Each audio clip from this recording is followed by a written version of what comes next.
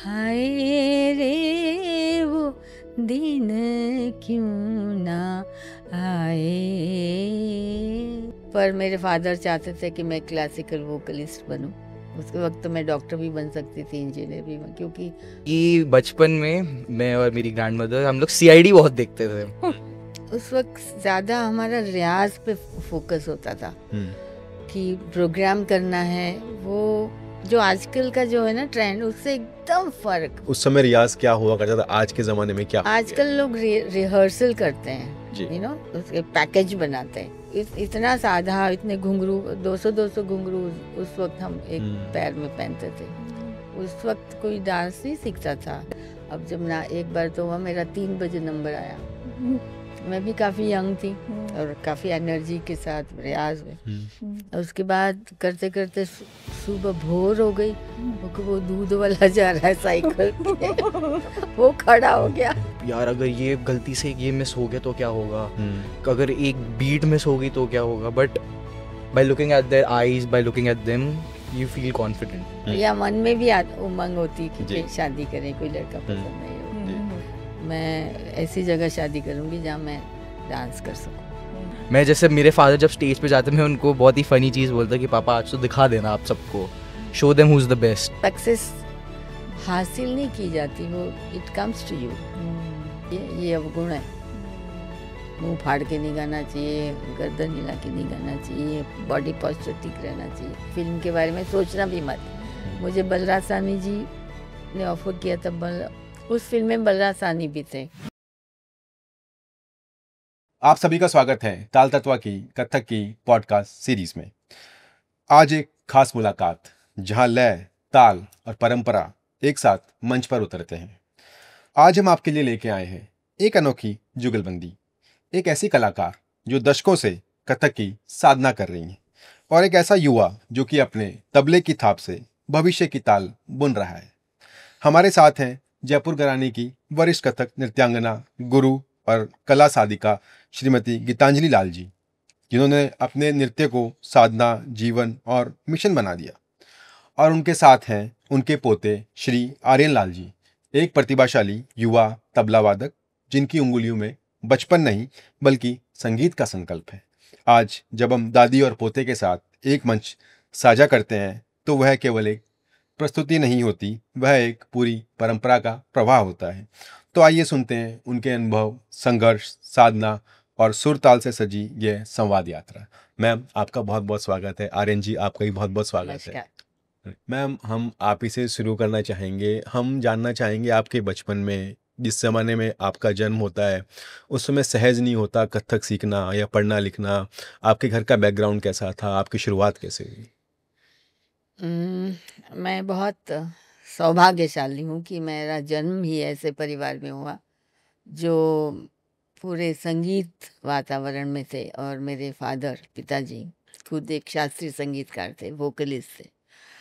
और उनकी ट्रेनिंग हुई बड़ौदा में, सयाजीराव गायकवाड़ के दरबार में। जो उस्ताद थे, उस्ताद फैयाज खां साहब, उनके साथ, उनसे उन्होंने सीखा। और मेरे फादर के फादर, मतलब ग्रैंडफादर, ही वॉज अ म्यूजिकोलॉजिस्ट। उन्होंने कई किताबें लिखी हैं। He was a scholarly person. उनकी सूफीज़म पे उनके इतने आर्टिकल जो नेदरलैंड में सूफी सेंटर में उस ज़माने में जाते थे, और वहाँ से जो स्टैम्प्स आते थे, उसमें हम छोटे छोटे होते थे तो हम यूज टू कलेक्ट स्टैम्प्स। तो उससे मुझे याद है कि वो नेदरलैंड की क्वीन की वो आती थी वो स्टैम्प, तो हम कलेक्ट करते थे। वो बाद में पता लगा कि वो क्या करते थे, but later on I got to know. उनका बहुत ज़बरदस्त कलेक्शन था, मेरे फादर का और मेरे ग्रैंडफादर का, म्यूज़िक के ऊपर, क्लासिकल मूव। तो हमने कुछ साल पहले वो सारी किताबें डोनेट भी की MS यूनिवर्सिटी बड़ौदा में। तो वो बहुत बड़ा हमारा फैमिली का योगदान रहा। जी, जब आपका जन्म होता है तो आपको बचपन से एहसास रहता है कि घर में ये लेगेसी जो आपने बताया अभी कैरी करनी होती है, उस लेगेसी का क्या आप पे कभी प्रेशर था कि मुझे लेगेसी आगे कैरी ऑन करनी है? और म्यूज़िक आपके घर में चला आ रहा था, म्यूज़िक से आपका शिफ्ट डांस के प्रति होना, वो भी एक अलग स्टोरी होगी। नहीं, लेगेसी सोचना हो तो इत्तेफाक की बात बाद में हो गई, पर संगीत मैंने घर में सीखा, क्लासिकल वोकल मेरे पिताजी से। और वही माहौल था, वो उनका रियाज और उनके परफॉर्मेंसेस और कलाकारों का घर पे आना, उस्तादों का, ये सब। तो वो माहौल तो था, पर मेरे फादर चाहते थे कि मैं क्लासिकल वोकलिस्ट बनूं, और उसकी तैयारी, पूरी ट्रेनिंग प्रॉपर होती थी। रियाज करो, नहीं कभी रियाज नहीं किया तो खाना नहीं मिलेगा, मम्मी को बोलते थे इसने आज रियाज नहीं किया। तो प्रॉपर ट्रेनिंग उस तरह थी। पर मेरे को डांस में रुचि बचपन से ही थी। अच्छा। मैं ऐसे ही कोई भी म्यूजिक सुन के नाचने लगती थी। तो मेरे घर में बड़ी पॉपुलर थी, मैं छोटी सी 3-4 साल की थी तब से वो नाचती रहती थी। तो धीरे धीरे उन्होंने फिर मुझे सिखाना शुरू किया। रोशन कुमारी जी से मैंने बॉम्बे में तालीम शुरू की। 6 साल की उम्र में उन्होंने गंडा बांध के मुझे शागिर्द बनाया, बहुत छोटी थी। अच्छा। ये सब यादें हैं। एंड मैं used to admire her like anything. उनका जो रियाज होता था, और जिस मैं देखती ही रहती थी, उन्होंने कौन सी लिपस्टिक लगाई है, उन्होंने कान में क्या पहना है वगैरह। तो एक एडमिरेशन होता है अपने गुरु के प्रति। और सो सच डायनामिक डांसर। उनके जब रियाज होते थे तो उनका चेहरा नहीं दिखता था, इतने स्पिन्स उनके इतने तेज होते थे। तो मैं देखती ही रहती थी। I to get inspired by her performances. तो और कई कई कॉन्फ्रेंसेस होती थी बॉम्बे में। मेरे पिताजी सब जगह ले जाते थे, सब कलाकारों को। पंडित रविशंकर जी हैं, विजी जोग है, उस्ताद सारे सबका। मैं यहाँ तक कि ओमकानाथ ठाकुर जी से भी मिली हूँ, क्योंकि वो हम वहाँ पे आते थे। और अली अकबर खान साहब तो हमारे घर के ऊपर वाले फ्लैट में रहते थे। तो ये सब उसी माहौल में हम पले बड़े। तो संगीत का वातावरण, it came naturally to me. You know, एक होता है ना कि कब सीखा, 3 ताल कब सीखा, सारेगामा कब सीखा, ये सब याद नहीं है, जैसे कि आता ही था, यू नो। तो पहली ट्रेनिंग तो माहौल का बहुत फर्क पड़ता है। जैसे कि आर्यन का भी ऐसे ही हुआ, उसी माहौल में बड़े हुए। तो कुछ चीज़ें तो सीखनी नहीं पड़ती, वो आती ही अपने आप ही। और ईश्वर की कृपा, माँ सरस्वती के आशीर्वाद के बिना तो जी बिल्कुल। संभव नहीं है। उसके वक्त तो मैं डॉक्टर भी बन सकती थी, इंजीनियर भी क्योंकि फैमिली में बहुत सारे हमारे डॉक्टर, गुजराती फैमिली से हूँ मैं। तो गुजराती डॉक्टर इंजीनियर, उस जमाने में तो यही था ना, डॉक्टर इंजीनियर। तो ये इसको प्रोफेशन बनाना, तो तब मैंने नहीं सोचा था कि प्रोफेशन बनाना है, बस सीखना है, करना है। और उस ज़माने में तो मेरे ग्रैंडफादर कहते थे कि हाँ डांस सीखो, करो। जबकि मैं बहुत छोटी थी, कुछ समझती नहीं थी। पर वो उनकी बातें मेरे कान में आज तक है कि पैसे लेके डांस नहीं करना। यू नो, कि इसका मतलब आप इसको प्रोफेशन नहीं बनाना, आप गाना सीखो, डांस सीखो, बड़ी अच्छी बात है। तो मतलब एक विद्या है वो सोच के। और माहौल भी घर का था, पर सब पढ़े लिखे घर में हमारे, सब। मेरे ग्रैंडफादर, मम्मी के फादर तो उस ज़माने में इंग्लैंड से मेडिसिन पढ़ के आए थे। वो सर्जन इन गुजरात, अहमदाबाद, बड़ौदा, सब जगह। तो आर्यन जी, जैसे मैम ने अपने बचपन का किस्सा सुनाया कि उन्होंने एक माहौल पाया जिससे उन्हें पता ही नहीं चला कि कब उन्होंने क्या सीखा। तो क्या सेम आप पे भी इस तरह का कुछ लागू होता है? क्या आपके साथ भी ऐसा ही माहौल था? बिल्कुल, जब से मैं पैदा हूँ, बल्कि I have seen them dancing, doing everything. मम्मा पापा जाते थे मेरे, तो दादी मेरे साथ रहती थी। सो मैंने रिहर्सल्स घर की देखी हैं। मम्मा मतलब सब लोग लगे पड़े हैं, म्यूजिशियंस आ रहे हैं यहाँ पर, ये मतलब नॉन स्टॉप हर समय वही सब चल रहा होता। तो मेरे दिमाग में बैठ गया था वो। पहले I was not that much interested, but धीरे धीरे वो आया। सो एक बार मतलब दादी कुछ काम कर रही थी, और मैं यूट्यूब पे ऐसी कुछ वीडियोस देख रहा था। तो मैंने अपने पापा और मॉम की एक वीडियो देखी, मैंने उससे पहले कभी नहीं देखी थी। तो मैंने बस देखा और लाइक मैं दीवाना हो गया था, उसको देख के दीवाना हो गया। मॉम डैड को इतना एलिगेंस, इतना ब्यूटीफुल, पापा का फुटवर्क, मॉम के स्पिन्स। तो ऐसे ही मैंने दादी से पूछा, दादी ये कैसे करते हैं ये लोग? तो suddenly she started teaching me, and मैंने ऐसे पिकअप किया उस चीज़ को कि मतलब एक वो दिन है और अब एक दिन है कि मतलब मैं हटा नहीं हूँ उस चीज़ से। जी, आपने बात की आपने मम्मा को देखा, पापा को देखा, जी। तो कथक को देखा बेसिकली, हाँ आपने जी। दादी को देखा। तो आप तबले की तरफ कैसे आपका लगाव हुआ? ये क्योंकि एक्चुअली बचपन में जब हम घड़ियां खरीदते थे जैसे वॉच, तो उसके साथ एक बॉक्स आता था। जी। तो बॉक्स तो मुझे वॉच में उतना वो नहीं, मैं वॉच हटा देता था, तो उसके अंदर मैं पानी डालता था, एक चॉपस्टिक्स होती थी, तो मैं उसको एज अ ड्रम पकड़ के बजाता था उन बॉक्स पे। और हमारे पास बचपन में मतलब उससे ड्रम्स की शुरुआत हुई थी मेरी। एंड और जहाँ पर भी मेरे को ऐसे, हमारे घर पे तबला भी था, तो जब भी मेरे को दिखता था तो मैं उस पर बस हाथ मारता रहता था। तो बचपन से मतलब मेरा इंस्ट्रूमेंट्स में ज़्यादा वो रहा है। और मतलब मैं हमेशा इतना छोटा मैं नेल पॉलिश की बॉटल्स पे हाथ मारता रहता था। तो मतलब इन लोगों ने देखा, इन्होंने तबला लाए, ड्रम्स लाए, इन्होंने मेरे को सिखाया। एंड इन्हीं लोगों ने मेरे को सिखाया, मेरे को खुद कुछ ये इधर उधर जाके नहीं। they have been the one who have taught me everything. Nice. जैसे कि आर्यन ने बताया कि बचपन में कैसे, तो हमने तो देखा ही है। यूज्ड टू गेट अट्रैक्टेड जब भी तबला देखता था, या हमारे घर में वो वेस्टर्न ड्रम का भी सेट था, क्योंकि अभिमन्यु मेरा बेटा वो he train in that also, being a Kathak dancer, उन्होंने इसकी भी ट्रेनिंग दी है। He is very good, he plays very well, and so is Aryan, वो भी बहुत। पर वो जब छोटा था तो देखता होगा ना पापा को ऐसे ऐसे स्टिक मार रहे हैं, वो बजा रहे हैं, प्रैक्टिस कर रहे हैं। तो एक शादी में गए थे हम, हमारी फैमिली की शादी थी, तो वहाँ पे बैंड वगैरह नहीं तो गाने, तो उसमें ड्रम सेट था वहाँ। तो जब वो लोग बीच में ब्रेक लेके कुछ चाय वाय पीने चले गए, तो ये वहाँ बैठ गया। ये कितने साल का होगा, 3-4 साल का तब। तो उस पे बोला पापा को मुझे बिठाओ वहाँ बैठ के। जिस तरह इसने बजाया, शादी के सारे लोग जितने उन लोगों को नहीं देख रहे थे, ये इसने जब बनाया, सारी भीड़ इकट्ठा हो गई। द वे ही प्लेड, मतलब कोई no training, he just saw it and he did it, no. तो वो बचपन से फिर हमने सोचा कि इसको बहुत शौक है, तो देन स्टार्टेड ट्रेनिंग प्रॉपर। तो फिर आर्यन जी तबला और आप शायद लॉ भी कर रहे हैं, तो दोनों को आप कैसे मैनेज कर पा रहे हैं? Because very tough, very tough. तो कि आजकल की पीढ़ी के लिए बैलेंस बताना हमारे लिए बहुत ज़रूरी है।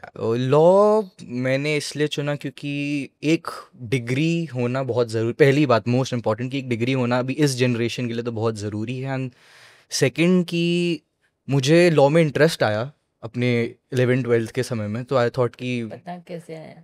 अरे ये इंटरेस्ट इसलिए आया क्योंकि बचपन में मैं और मेरी ग्रैंडमदर हम लोग सीआईडी बहुत देखते थे। तो मेरे को उससे बहुत चस्का लग गया कि हाँ यार ये तो काफ़ी इंटरेस्टिंग है। तो मतलब मुझे क्रिमिनल चीज़ और ऐसी चीज़ में बहुत शौक पड़ा, जिसके चक्कर में हम लोग इस चीज़ में पहुँचे कि मुझे लॉ करना है। और तबला का ये है कि जैसे मेरा 5 बजे तक कॉलेज होता है, तो उसके बाद जो मेरा फ्री टाइम है, आई गो टू द जिम। उसके बाद रात मेरे पास ऐसी है कि मतलब मैं जब भी बजाऊँ, मेरे दोस्त जैसे लेट्स जैम ब्रो चला जा, तो वो कोई गिटार लेके आ जाता है, कोई कुछ लेके आ जाता है, तो मेरा रियाज भी हो जाता है, कोई कुछ बोलता भी नहीं। So that's how I am doing things. या एग्जैक्टली। और स्कूल में भी अपना बता। स्कूल सीखा में सब। मोहित लाल मेरे चाचू जो हैं, उन्होंने मेरे को तबले में सबसे पहले इंट्रोड्यूस करवाया बहुत अच्छे से, मतलब क्योंकि उसमें हमारा बैंड होता था। उसके बाद जब मैं 6 से 12 तक, तो कुलदीप मिश्रा हैं मेरे गुरु, उस समय वो बने। उसके बाद मेरे दादी, मॉम, पापा, इन सब लोग तो थे ही उसमें। तो इस बीच मेरा कथक से भी जुड़ा जो हुआ, तो हम लोग कथक में पापा हेल्प मी अलॉट। मैंने 5 ईयर का कोर्स किया था उसमें। He was a topper in Kathak. Okay. Every year he used to top Yes. Examination में। वाओ। तो आप 5 साल करके छोड़ दिया, क्योंकि इसने इतनी हाइट पकड़ ली। हाइट मैंने पकड़ ली एंड मैं बहुत मोटा हो गया था एक्चुअली, बहुत ज़्यादा। तो जिसके चक्कर में मेरे को थोड़ा पेन होने लग गया था, नी पेन। और तो मैंने बोला कि अभी it's not the right time to continue, तो आई टेक अ ब्रेक। मैं तबला करता हूँ, कुछ इंस्ट्रूमेंट्स में करता हूँ मैं अब, तो तब थोड़ा और इसके बीच में मेरा लगाव बढ़ा। ओके। तो अभी आपने बात की कि आर्यन जी ने शादी में हजारों लोगों को अपने तबले की धुन पे नचा दिया। Drum, western drum. सॉरी। हाँ, तो हाँ वापिस, तो अभी हमने बात की कि आर्यन जी ने अपने ड्रम की धुन पे हजारों लोगों को नचा दिया। आपकी ज़िंदगी में ऐसा कौन सा मोमेंट आया जिसमें आप फर्स्ट टाइम स्टेज पे गई और आपने हज़ार लोगों को नचाया हो उस समय? Every day. फर्स्ट इंस्टेंट, जब फर्स्ट टाइम आप स्टेज पे गए। तब तो मुझे इतना नहीं ध्यान है कि मैंने उस इंटेंशन से हम कभी स्टेज पे नहीं गए। हम्म और उस वक्त ज़्यादा हमारा रियाज पे फोकस होता था हम्म कि प्रोग्राम करना है। वो जो आजकल का जो है ना ट्रेंड, उससे एकदम फर्क। वो दुनिया, वो समय मैं आपको कैसे बताऊं, नहीं बता हम सकती। जानना चाहते हम हैं जानना कि चाहते आज की नहीं, जनरेशन का हम जो लोग है घंटों रियाज कर रहे हैं, हम्म, दूर दूर तक कोई प्रोग्राम नहीं है। तो उससे कोई वो नहीं हो रहा कि हम प्रोग्राम के लिए रिहर्सल, अब तो रिहर्सल कर रहे हैं। हम लोग रियाज करते तो थे। हम रियाज के बारे में जानना चाहेंगे कि एक उस समय रियाज क्या हुआ करता था, आज के ज़माने में क्या हो गया आजकल लोग रिहर्सल करते हैं, जी। उसके पैकेज बनाते हैं। हम लोग तो जो तालीम हुई उसकी रियाज रियाज करते करते थे। उस किसी चीज को साधना, मतलब इतना साधा, इतने घुंघरू, 200 घुंघरू उस वक्त हम एक पैर में पहनते थे। अब तो 100 हो गए हैं, सब 100 पहनते हैं, ज्यादातर। तो क्योंकि उस वक्त कहा जाता था ज्यादा घुंघरू से तो कंट्रोल आता है, पैरों में मजबूती होती है। तो घंटों रियाज हो रहे हैं, तत्कार फुटवर्क कर रहे हैं, उसमें उपज हो रही है। तो हमारे गुरु लोग बताते थे कि खुद सोचो। और मेरी सेंस ऑफ रिदम बहुत अच्छा था। एक होता है ना किसी को पकड़ पकड़ के लाइन समझाने, मेरे को तो जीन्स में था, कहूँगी ईश्वर की कृपा थी। तो इसलिए वो जो धुन बजती, लहरे की धुन, तो वो गाती भी थी मैं, इसलिए that was a good support. तो हमिंग करते करते वो टाइम साइकिल वो परफेक्ट होता था। ये नहीं उसमें से बेताले हो गए या सोचना पड़ा कोई बजाएगा तभी नाचेंगे ना। वो धुन जो चल रही है उसमें रियाज, एक चीज को पकड़ के, कहते हैं ना, एक चीज को एक साधे सब साधे, सब साधे सब जाए। तो वो वाली बात थी। तो और बचपन में मैंने गोपी कृष्णा जी से भी सीखा, वो मैं ज़रूर बताना चाहूँगी। उनकी भी मैं बहुत फेवरेट रही। और वो जब हमारे घर के बिल्कुल अक्रॉस द रोड वहाँ रहते थे, जब झनक झनक पायल बाजे फेमस हुई थी उनकी पहली फिल्म, उस ज़माने की बात है, ये 50s की। तो मैं उनकी फेवरेट स्टूडेंट बनी बाद में, क्योंकि रोशन कुमारी जी माइग्रेट हो गई कलकत्ता। तो इत्तेफाक था कि वो वहीं से। तो और मैं वहाँ भी पहली स्टूडेंट थी। ज़्यादा रोशन कुमारी जी की भी मैं पहली स्टूडेंट थी वहाँ। वो सिखाती नहीं थी, ना ही कोई सीखता था उस वक्त। कोई डांस नहीं सीखता था, मतलब क्या बोलूं, अच्छे घर की बोलना पड़ेगा। सब अच्छे घर की लड़कियां, पढ़ी लिखी घर की लड़कियां। और प्रोफेशन तो उस वक्त सोचा नहीं था कि प्रोफेशन बनाना है, करना है, सीखना है, शौक है। तो गोपी जी तो मुझे बुलाते थे, और सुबह सुबह मैं और वो, imagine such a big star. किसी को कोई ईगो वगैरह नहीं था। मैं एक टिंगड़ी सी, गोपी जी, हम दोनों रियाज कर रहे हैं। सुबह सुबह 6 बजे मुझे भेज देते थे किसी को बुलाने, कि चलो गीता को बुला के लाओ, मुझे सामने ही तो भेजते। बस हम रियाज करते थे, बस एक चीज गाते जाते थे, और सारे गा पा धा नी सा सा नी धा पा मा गा, तो बोले जा रहे हैं, हम रियाज कर रहे हैं। तो बहुत प्रोग्राम तो सोचा ही नहीं था कि करना है। तो आप पूछ रहे हैं कि पहला प्रोग्राम, ऐसे तो कई प्रोग्राम हुए, जगह जगह अलग अलग एक्सपीरियंस हुआ, देश विदेश में। विदेशों में भी बहुत काफ़ी इंटरेस्ट है, बहुत इंटरेस्ट है। लोगों को पूछने आते थे कई लोग, तो ये कैसा था, ये बोल आपने किया। अब तो सारे काफ़ी लोग अवेयर हैं, they know, they been learning it. ऐसी ऑडियंस भी है वहाँ पे जो सीखते हैं, तबला भी, डांस भी, म्यूजिक भी। तो अच्छी ऑडियंस सीख समझने वाली मिल जाए तो इसका जवाब नहीं। तो समझदार ऑडियंस मिल जाए ना, तब तो वाहवाही का मजा है। मेरे पास तो इतनी बातें हैं कि आपका ये एक वो कम पड़ेगा। मुझे बात से बात याद आ रही। हाँ प्लीज बोल बताइए। पटना जाते थे, पटना अर्ली 70s। तब वो वहीं मेले लगते थे, क्लासिक, वो दंगल जिसको बोलते हैं, हाँ, रात भर का, वो दुर्गा पूजा के टाइम पे। तो वहाँ पे तो खुले में होता था, सब ऐसे ही खुले में स्टेज बना। और तो और वहाँ पे पेड़ है, तो पेड़ पे चढ़े हुए कोई लोग देख रहे हैं, कोई वहाँ सामने घर है, वहाँ खिड़की से देख रहे हैं। वो घंटों वहाँ पे, मतलब क्लासिकल म्यूजिक, ये नहीं। और पहले कुछ लाइट म्यूजिक का होता था, 8 से 9 ऐसे एक थोड़ी देर, बस उसके बाद सब शास्त्रीय संगीत। गायन हो, वादन हो, नृत्य हो, सब। तो वो माहौल, उसका बहुत आनंद आता था। अब जब ना एक बार तो वह मेरा 3 बजे नंबर आया, मैं भी काफ़ी यंग थी और काफ़ी एनर्जी के साथ रियाज में। और उसके बाद करते करते सुबह भोर हो गई, क्योंकि वो दूध वाला जा रहा है साइकिल पे, वो खड़ा हो गया, वो कुछ लोग बहुत, वो बहुत अच्छे अच्छे एक्सपीरियंस रहे। अब देश विदेश में वो बड़ा बड़ा हाई फाई ऑडिटोरियम है, लाइट डिजाइनिंग है, कॉस्ट्यूम है, ये टांग पुंग, वो तो सब होता है, लेकिन वो उसका एक और मज़ा था। जैसे मैम ने बताया कि उनका परफॉर्मेंस पहला या यादगार जैसा रहा, आपका पहला परफॉर्मेंस या सबसे यादगार परफॉर्मेंस अभी तक का कौन सा रहा? मुझे एक सोलो मिला था एलियो फ्रांसे में। तो वहाँ पे मेरा फर्स्ट सोलो था। तो ये मुझे किस साल की बात होगी? ये 2018-19 की बात है। तो मुझे वैसे जब पहले पहले पता चलता है तो you feel very happy, but जिस दिन वो परफॉर्मेंस होती, मतलब आई वाज सो स्केर्ड कि क्या सही होगा क्या नहीं होगा, क्योंकि मॉम डैड दादी सब देखने वाले, सब लोग इतने बड़े बड़े आर्टिस्ट आएंगे देखेंगे। So I was very scared, but जब मैं गया स्टेज पे, so by looking at them I feel confident कि हाँ है, चलो मेरे पास हिम्मत है, मेरे सामने बैठे हुए हैं सब लोग। तो बहुत अच्छा एक्सपीरियंस था मेरे लिए। उसके बाद धीरे धीरे धीरे धीरे वो स्टेज फियर जो होता है वो कम होता है, लेकिन when you are with them obviously you feel that pressure, you feel that कि मतलब बस सही हो सारी चीज़ें। Same with tabla also, I perform with my mother, with my father. वो रहता है कि मतलब यार अगर ये गलती से ये मिस हो गया तो क्या होगा, अगर एक बीट मिस होगी तो क्या होगा, but by looking eight their eyes, bye looking at them, you feel confident. एक शक्ति मिलती है जी। आपको। जी। नहीं, is a very good sense of rhythm okay. भी उसका, उसके जीन्स में जीन्स होता में में है, है। पर ज़रूरी नहीं है, पर is very good sense, he picks up very fast, बिल्कुल एकदम ग्रास्पिंग पावर बहुत अच्छा है। मैम, अभी हमने बात की कि आपने पटना में परफॉर्म करती थी, कभी आपने नहीं सोचा कि हम इसे करियर बनाएंगे? किस समय आपको रियलाइज होगा कि ये करियर बन सकता है, या बाकी लोग उस समय करियर बना रहे होंगे, आपको लगा कि मैं इसे करियर बना सकती हूँ?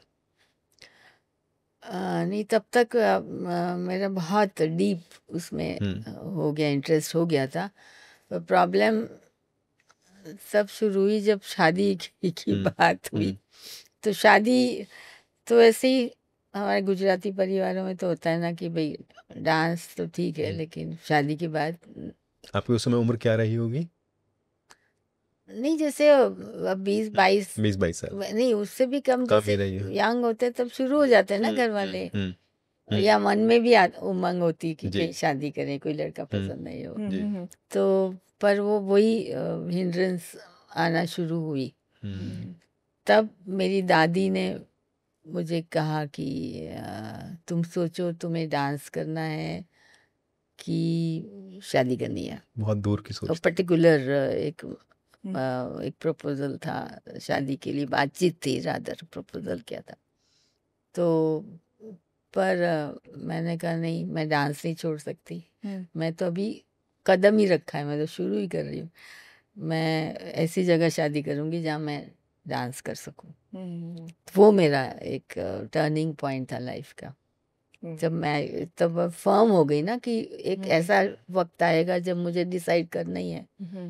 तो दादी, हमारे घर में बहुत सब ब्रॉड माइंडेड, पढ़े लिखे सब, तो वो भी ऐसी नहीं थी कि अरे डांस क्या बात कर, चलो फटाफट शादी करो, नो, इसी बना लगता। तो एक सपोर्ट हमारे घर से भी मिला। तो बाद में फिर मैंने शादी ऐसी जगह हुई मेरी, या की, जो खुद ही कलाकार थे, एक डांसर थे, बड़ा बहुत विख्यात, देवीलाल जी से शादी हुई। देवीलाल दुर्गालाल, जो दो भाइयों के नाम, तो दोनों का एक, पर दोनों unfortunately died, passed away in early age. पर मैं शादी से आई वाज वेरी हैप्पी कि मैं डांस भी करूँगी, और हम we are happy together also, dancing, performing, travelling. तो ये है वजह, अपने से नहीं हुआ, वो ईश्वर ने लिखा था कि मैं अभी तक कर रही हूँ। आप अभी तक कर पा रहे हो। तो मैम, आप एक बहुत बड़ा सिंबल हो विमेन एम्पावरमेंट का, कि शुरू से आपकी फैमिली बहुत ब्रॉड माइंडेड रही, नहीं तो औरतों के लिए बहुत मुश्किल रहता है करना। तो मैम आप इसका क्रेडिट सिर्फ अपने फैमिली को देती हैं या फिर आप खुद को भी मानती हैं कि आप बहुत डिसीजंस में फर्म रहीं इसकी हाँ वजह से हुआ? हाँ, मेरा ज़ोडिएक साइन स्कॉर्पियो है तो बहुत स्ट्रांग हूँ मैं। हम्म, तो अपने और गलत सोच नहीं है, हम्म, गलत नहीं सोचा। शादी भी हुई, डांस भी कर रही हूँ, हम्म, दोनों बातें। आपकी ये सोच आज की जनरेशन को भी इंस्पायर कर सकती है। हाँ, आज भी बहुत लड़कियां इतना अच्छा करती हैं, पर एक पॉइंट आता है जब उनको कहीं कहीं छोड़ना पड़ता हार्ड है डिसीजन लेने पड़ते या थोड़ा पार्ट टाइम हो जाता है ना, फुल टाइम नहीं कर पाते हैं। Yeah. पर मैं मेरी जॉब भी कथक में हुई, नेशनल इंस्टीट्यूट ऑफ कथक। वहाँ पे मैंने ज्वाइन किया था, पंडित बिरजू महाराज जी हाँ हमारे मेन गुरु थे, और हम चीफ ऑफ रेपर्टरी थे। तो मैं I was a repertory dancer, I joined as a dancer, young dancer. तो उनके मोस्ट ऑफ दी थे डांस ड्रामा या ऐसे कुछ, उसमें मैं मेन लीड रोल मैंने किया and I was chosen for that. और आई वाज वेरी फॉर्चुनेट कि उनके अंडर में मैंने काम किया। I got to learn so much from him. उनकी खूबसूरत उनके अंदाज और वो अंग का संचालन, अभिनय, ताल की बातें, और उनका बहुत 10 साल आई वाज विद हिम। तो उससे अच्छी क्या बात है, इतने बड़े बड़े कलाकारों के साथ आप हमेशा सीखते ही हो। इवन आज भी आप अपने शागिर्दों से सीखते हो। कोई शागिर्द कोई चीज़ बताई, वो इतने सुंदर ढंग से कर रहा है तो अरे ये तो बहुत अच्छा है, या उसने एक चीज़ बताई तो उस पर उपज की, उसने दूसरी बात कह दी। तो आप हमेशा आपका मन वैसा होना चाहिए कि आपको सीखने की उम्मीद, मतलब हमेशा मुझे बहुत अच्छा लगता है किसी से सीखना, कोई भी चीज़ हो। मैंने संतूर सीखा, मैंने गाना सीखा, मैंने लाइट म्यूज़िक सीखा, मैंने डांस सीखा, मैंने 1 साल भरतनाट्यम सीखा, बस सीखा ही सीखा। और उसके बाद तो सिखाया भी है, तो चल रहा है अभी, ये देखिए हमारे साथ। बहुमुखी प्रतिभा। आप तो क्योंकि सपोर्ट था ना फादर का कि सीखो सीखो सीखो। मैम जैसा कि हम लोग सब जानते हैं और आपने भी बताया कि आप खुद के भी कॉम्पोजिशन करते हैं, तो मैम आप अपने कॉम्पोजिशन के बारे में कुछ हमें बताएं, आपको कैसे करते हैं और आपको कब ख्याल आता है, कैसे करते हैं आप ये? कॉम्पोजिशन जैसे मेरी ट्रेनिंग क्लासिकल वोकल की हुई है, तो जब तक आपकी अलग अलग रागों की आपकी समझ न हो या सीखा न हो, ट्रेनिंग न हो, तो आप नहीं कुछ कर सकते। तो मैंने कितने राग सीखे, सारे जितने आप बोलो, कोई भी राग आप कोई छेड़े तो मुझे याद है कि ये मैंने ये बंदिश सीखी थी। आपका फेवरेट राग? कई राग हैं, दरबारी है, यमन है, केदारा है, काफ़ी सारे। आपको अच्छा लगता हो या कई बार बहुत डिमांड होती हो आपसे कि इस राग पे किसी ने नहीं तारीफ की हो? तो राग पे नहीं, लेकिन देखो हर राग का अलग अलग समय के हिसाब से या मूड या रस भाव के हिसाब से चयन होता है। तो कोई भी डांस के लिए आप कुछ कंपोज करते हैं तो वो भी ध्यान में रखते हुए हम कंपोजिशन करते हैं। मैं खुद भी कंपोज करती हूँ जो डांस सीक्वेंस जो भी होते हैं उसमें। तो रागों का ध्यान रखते हुए ताल कौन सी होगी इसमें, धमार मतलब अगर बड़ा गंभीर कुछ है तो धमार है, ध्रुपद है, उसको वो हो गया। लेकिन चंचल है तो वहाँ कैरवा हो गया, दादरा हो गया। इस तरह से ताल के साथ राग सुर सबकी इत्तेफाक से मुझे पूरी तालीम है, इसलिए मेरी दखल है इसमें। तो मैं इंजॉय भी बहुत करती हूँ, और मैं सारे कॉम्पोजिशन में ज़्यादातर मैं खुद करती हूँ, या बाहर से जैसे दूसरे कॉम्पोज़र को बुलाती हूँ। तो आज तक हमेशा सारे लोग मुझसे हमें राय लेते हैं कि गीता दीदी ये ठीक है, ये ऐसे करें, या मैं I can always guide them कि ऐसे करो, इसको ऐसे करो। तो सब इज्जत से मेरे आपको पढ़ने का भी शौक है? कई बार राग की इंस्पिरेशन कविताओं से भी आती है, अलग अलग पढ़ने से भी। पढ़ने का शौक मेरे घर में ही। मेरी मम्मी तो काफ़ी उम्र तक वो तो उसके हाथ में कोई ना कोई किताब या नॉवेल होती थी। पेरी मैसन, अगाथा क्रिस्टी, वो मेरी मम्मी पढ़ती रहती थी, ओह, तो अगाथा क्रिस्टी। मुझे बचपन से ही हम्म। पढ़ने का शौक है। किस कवि ने आपको बहुत इंस्पायर किया हो? कवि ने, हाँ। ओहो बहुत सारे हैं। वो तो पहले बचपन में गुजराती कलापी कवि उनकी रचना पे भी मैंने अलग अलग कवियों की रचना पे अलग अलग भाषाओं में भी परफॉर्म किया है। जैसे हम अफगानिस्तान गई, यू वोंट बिलीव, मैं इराक गई, तो वहाँ जाके वहीं की भाषा में पूरी खोजबीन करके यहाँ का मैंने कहा पॉपुलर कौन सा है कोई गाना जिस पे थोड़ा सा 2-4 लाइन गा के परफॉर्म किया, तो ऑडियंस आपकी हो गई। यू नो, उनको जाके आप कथक थोपो, ये ता तई तई त तिगदा दिग दिग तई, तो मुश्किल है ना। तो थोड़ा उनकी, जैसे कहीं आसाम गए तो वहाँ का, साउथ गए तो वहाँ की कवि की चीज रचना वहीं के वहीं लेके, और वो तो इतनी समझ है, पकड़, तो वहीं परफॉर्म करके ऐसे, तो कुछ छोटा सा भी आइटम किया तो ऑडियंस आपकी हो जाती है। जी, है ना, बिल्कुल बिल्कुल। उसके बाद आप फिर कुछ भी परोसते रहो। नहीं, मैम, आप थोड़ा सा कुछ सुनाएंगे हमारे ऑडियंस के लिए, अगर आप अगर सुना अच्छा नहीं, तो। हाँ, अरे बचपन में ये भी तो कहूँ ना कि फिल्म देखने का बड़ा शौक था, और खास करके सबसे पहली वैजंती माला जिससे मैं बहुत इंस्पायर हुई, तो फिल्मी गाने, तो बचपन से फिल्मी गाने भी बहुत गाए मैंने, और वैसे भी गुनगुनाती रहती हूँ, अच्छे लगते हैं, बहुत अच्छे लगते हैं। लता जी, आशा जी के गाने इतने सुरीले, इतने अच्छे अच्छे कॉम्पोजर्स हुए, मदन मोहन है, या बहुत एक से एक, क्या नाम दूँ। एक कोई आपका फेवरेट गाना या कोई कवित, या जो गाना हम फिल्मी ऑडियंस के गाने, लिए फिल्मी गाने जो आपको अच्छा लगता हो, कोई अच्छा सब, लगे। इतने सारे याद है, जो कौन आप सा। ऑडियंस के लिए गाना चाहेंगे? एक पुराना गाना है, मैं भी पंडित रविशंकर जी ने भी म्यूजिक दिया है एक फिल्म में, तो वो गाना मुझे बचपन से बहुत पसंद है। आज के कॉन्टेक्स्ट में पता नहीं, आजकल तो बड़े, मुझे तो याद ही नहीं रहते ये वाले गाने, तो एक आध 2 लाइन सुना देती हूँ। जी।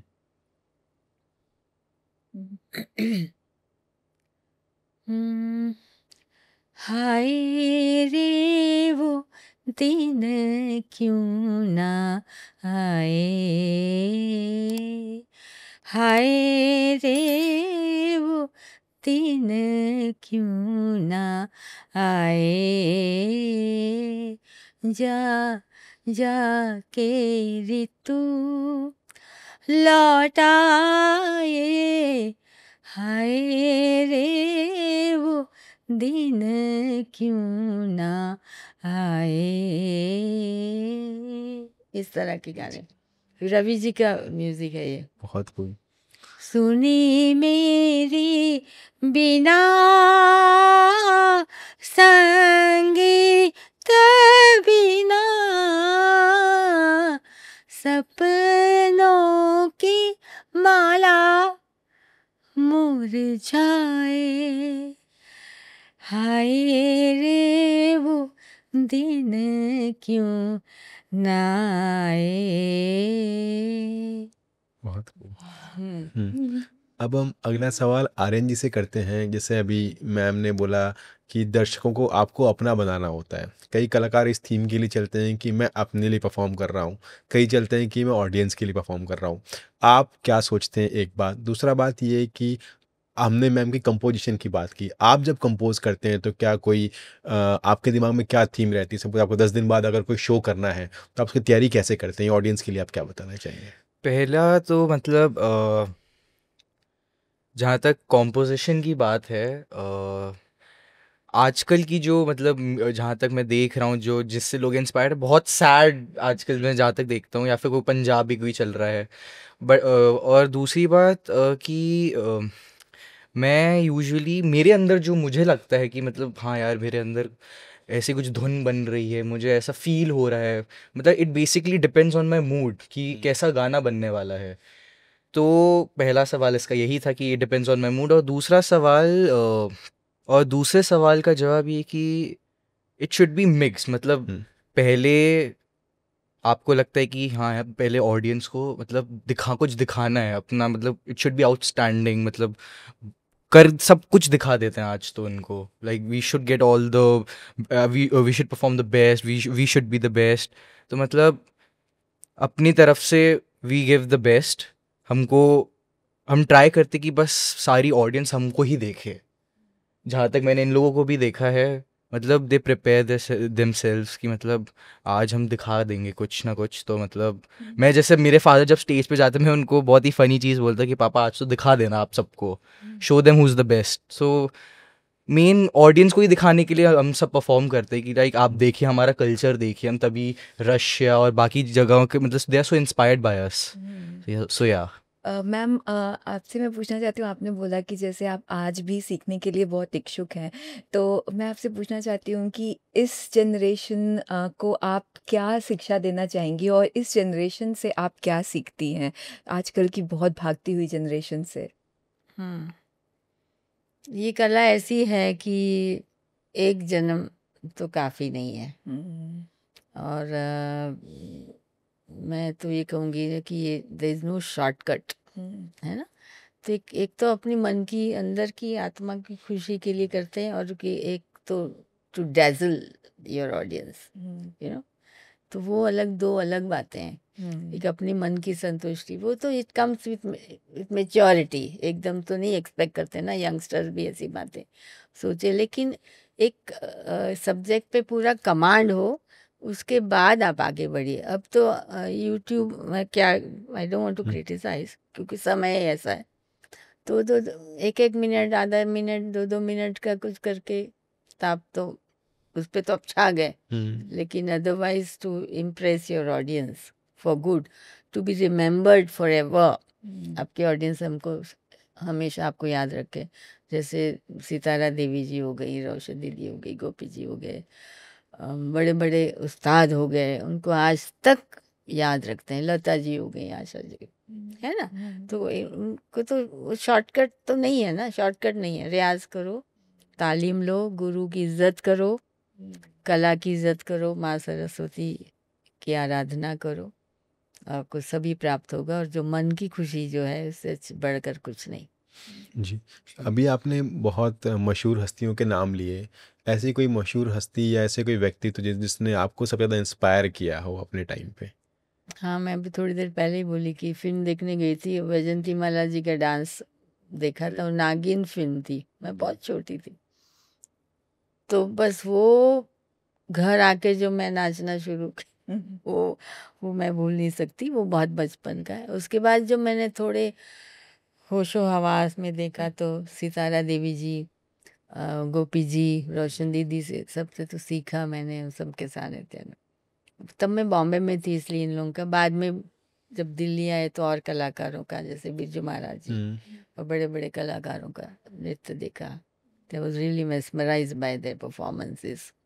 और ऐसी ऐसे परफॉर्मेंसेस की उनसे नज़र नहीं हटती थी ना। लोग ऐसे नहीं कि इधर उठ, इधर गए, उधर गए, नहीं। You know, you mesmerised by the performance. उसी को कहते हैं ना कमाल, जी। है ना। सक्सेस हासिल नहीं की जाती, वो इट कम्स टू यू, है ना। उसको हासिल करने के लिए आप काम नहीं करते हैं, वो चल के आपके पास आती है। मैम, एक सवाल आपसे ये था कि आपने 5 दशक देखे हैं अपने इसमें, सारे कई आर्टिस्ट को आपने अपने सामने बढ़ते हुए देखा है। तो मैम, आपने इसमें आप क्या कहना चाहेंगी कि एक आर्टिस्ट में क्या वो गुण होना चाहिए जिससे कि वो महान कलाकार बन सकता है? आज की इस दौड़ती भागती दुनिया में वो क्या गुण होने चाहिए? वो तो जैसे एक होता है ना गॉड गिफ्ट, वो तो सबसे पहले होना चाहिए। तभी वो चल के अपने आप को ढूंढना शुरू करते हैं और सीखना शुरू करते हैं। उसके बाद प्रॉपर ट्रेनिंग और रियाज और फोकस, पूरा ध्यान लगा के। और आजकल के समय में पढ़ाई भी बहुत ज़रूरी है, कि ये नहीं कि उसके साथ साथ करें, तो विच इज़ वेरी डिफ़िकल्ट।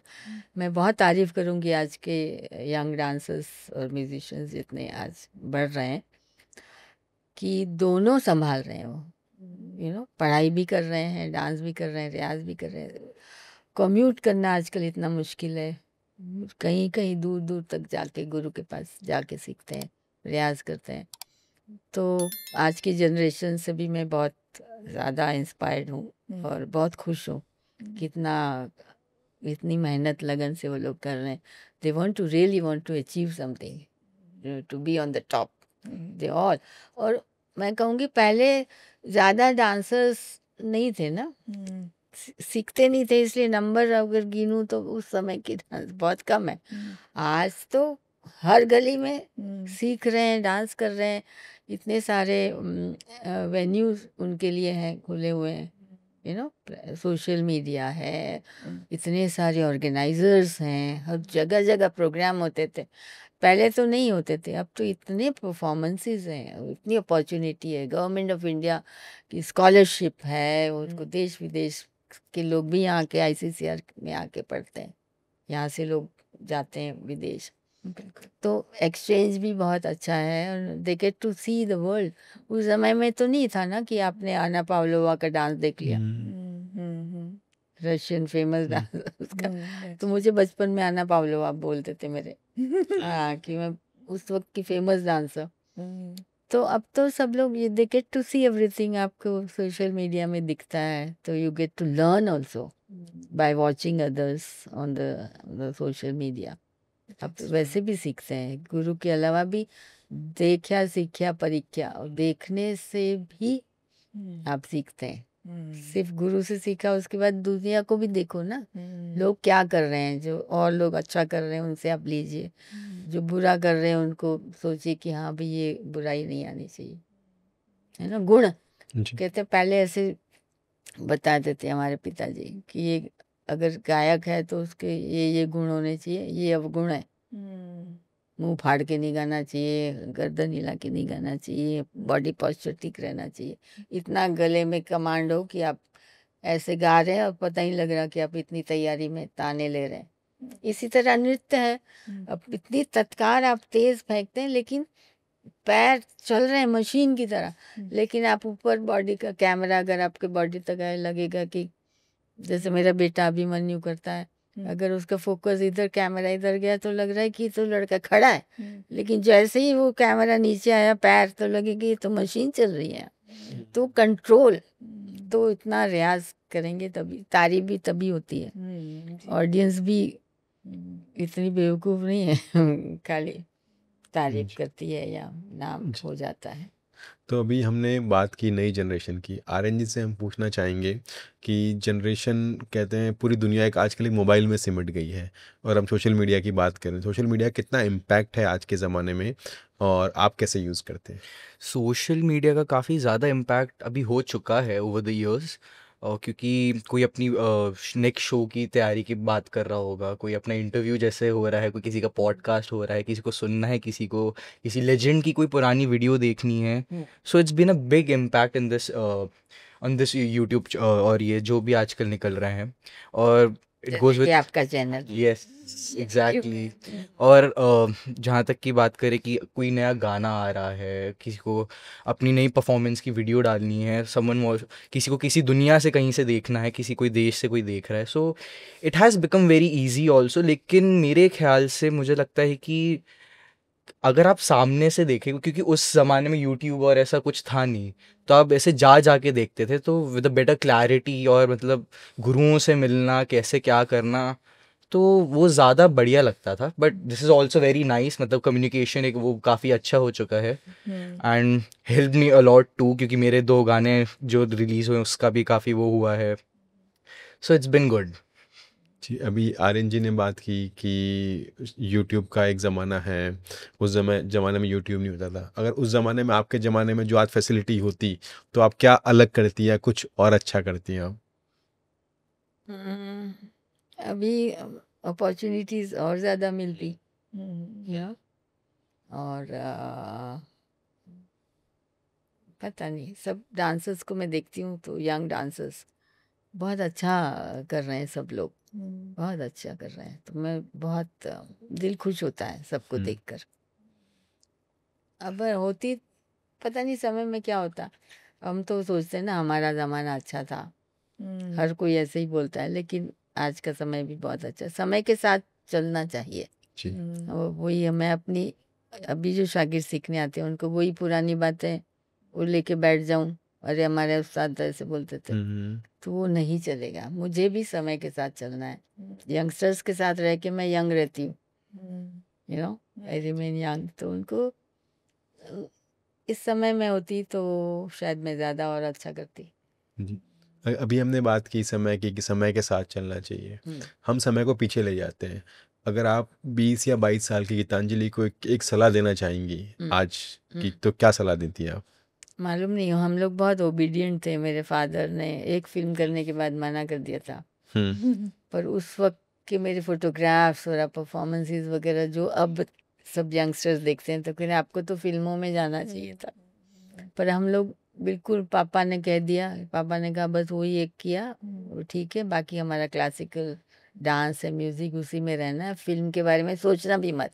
मुझे बलराज साहनी जी ने ऑफर किया था। उस फिल्म में बलराज साहनी भी थे और उनका बेटा परीक्षित हीरो था, मैं हीरोइन थी। कश्मीरी फिल्म एक कश्मीर में बनी थी, शायर कश्मीर महजूर। तो मुझे कह रहा है, मेरे पापा को कह रहे हैं रजनीकांत मैं तेरी बेटी को ले जा रहा हूँ बम्बई। तो मैं उनको तो कहा हाँ हाँ, क्योंकि वो तो बहुत अच्छे इंसान थे, बलराज जी बड़े वेरी रिस्पेक्टेबल आर्टिस्ट। तो बाद में मुझे घर आके कह रहे दिमाग में भी मत सोचना। तो और मैं भी हाँ हाँ पापा, मतलब कभी सोचा भी नहीं, कभी जिद भी नहीं की, कभी कुछ नहीं। I was happy with my dancing and music. तो आज हमने दादी और पोते की जुगलबंदी देखी। अब हम एक आर्टिस्ट के तौर पर भी दादी और पोते की जुगलबंदी देखना चाहेंगे। तो मैम और आर्यन जी, हम चाहते हैं कि आप एक जुगलबंदी हमारे ऑडियंस के लिए आप अगर कर सके तो प्लीज़ करके आप हमें सुनाइए। जुगलबंदी तो नहीं, हम साथ में एक बोल बोलते हैं। हाँ जी, बिल्कुल बिल्कुल। ये अक्सर मुझे कहता था कुछ नई तिहाई दादी सिखाओ। तो या कभी मैं ड्राइव कर रही हूँ तो भी कहते थे कि कुछ बनाओ, तो मैं ड्राइव भी कर रही हूँ, बैठा है तो मैं कुछ उसी वक्त बना के बताया कि हाँ ऐसे ही बोलो। फिर कह नहीं कोई मुश्किल से बताओ, कोई मुश्किल से बताओ, मतलब ये तो आसान है। तो मैं को सोचने पे मजबूर होते कि भैया ये कितना मुश्किल कैसे।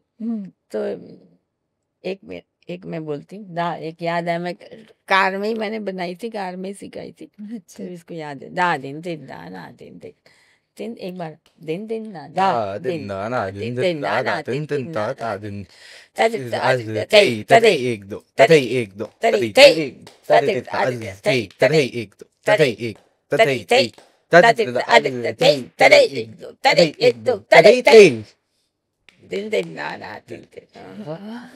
बहुत, ये अभी कार में बनाई थी आप लोगों ने? नहीं पहले पहले पहले। आई वॉज वेरी स्मॉल जब ये दादी ने बनाई और गाड़ी चला रही थी, so it was very sudden. Okay. ये खुद भी बहुत चकित हो गई कि अरे बाप रे बाप ये क्या बना दिया मैंने। और इसने एकदम पकड़ भी लिया, जबकि जो पॉजेज हैं वो बड़े मुश्किल। एक बार में पकड़ ले। तो आर्यन जी, मैंने देखा था कि आप इंस्टाग्राम पे भी बहुत सारे कॉम्पोजिशन करते हैं, स्पॉटिफाई पे म्यूज़िक वगैरह भी बनाते हैं। तो आपसे अगर कोई सीखना चाहे या अगर गुरुजी से कोई सीखना चाहे तो हम लोग कैसे सीख सकते हैं? मेरा इंस्टाग्राम हैंडल है RN_R0001 करके। और जहाँ तक दादी की बात है, उनका एक संस्थान है देवी Durga Kathak Sansthan. After my retirement from Kathak Kendra, the national institute of Kathak, जहाँ पे मैं चीफ ऑफ रेपर्टरी भी थी और 1 साल के लिए ऑफिशिएटिंग डायरेक्टर भी रही। तो रिटायरमेंट के बाद मैं started my own organisation under the name of Devi Durga Kathak संस्थान।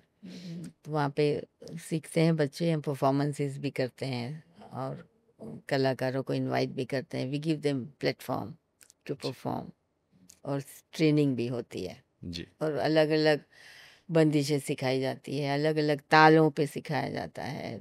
थोड़ा इंट्रिकेट ताल, जैसे पहले रेगुलर बीट की तालें होती थी, 3 ताल, 16 मात्रा, 10 मात्रा, 12। अब तो सब थोड़ा वो खुरापाती लोग भी आ जाते हैं ना, ये सिखाए होते हैं। कोई 9.5 मात्रा हो गई, कोई 7.5 मात्रा हो गई, उसकी ताल प्रचलित नहीं है, पर उस पे हम इससे मैथमेटिक्स, मेरी मैथमेटिक्स भी बहुत अच्छी थी। इसमें मैथमेटिक्स भी अच्छा होना, आपको कैलकुलेशंस ऑन द स्पॉट वैसे होना चाहिए, तो उसमें गिनना ना पड़े अपने। हवा में ऐसा लग रहा है हवा में सब दिख रहा है मुझे।